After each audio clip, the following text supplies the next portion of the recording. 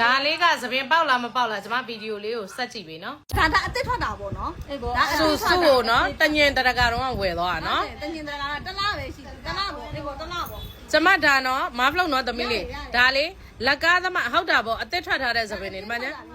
ဟုတ်တယ်အဲ့ဗီဒီယိုကပင်ပို့ထောက်ထားတဲ့1လပိုင်းတော့3လပိုင်းမှာသပင်အခြေအနေထပ်ပြပေးမယ်သပင်ပြန်ပေါက်တယ်ဆိုတဲ့ကလေးလေးကမကျန်းသပင်နေတော့ဘလို့ရှည်သွား ਈ လဲကျန်း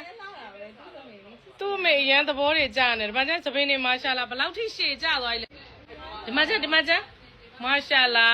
ဒီမှာနော်မှတ်မိကြတယ်မလားဖောင်းအောင်ဖောင်းနေပြီဒီမှာကျန်းမာရှာလာသပင်ကဘလောက်ထိမားဖလုံနော်သမီးလေးထွက်တဲ့သပင်ကလည်းကလေးတွေပဲလားမိန်းကလေးတွေပဲလားသပင်ပေါက်တာလားဆိုတော့မဟုတ်ဘူးယောက်ျားလေးလည်းပေါက်တယ်စက်ကြည့်စင်ကာပူကအမျိုးသားတယောက်လည်းသပင်တွေပေါက်ထားတယ်။ဒါလေးဒီမှာနော်သပင်လေးတွေမဲနဲ့နေရပဲဟက်စီရန်တပူးကုန်ပြီးတော့ထွက်လာတဲ့သပင်လေးနော်အဲ့ဒါသပင်တွေမဲနဲ့နေရပဲမာရှာလာတန်တယ်သပင်တွေတော်တော်များလာတယ်မဲနဲ့ပြီးတော့စိုးနေရပဲလက်တွေးပြတာမှလွန်သွားပြီးပြီငွေ6000ကျော်ကျော်နဲ့ကိုယ်စံသားတွေပြန်ပေါက်ဖို့စုဘက်ကနေတောင်းဝင်ယူထားတယ်နော်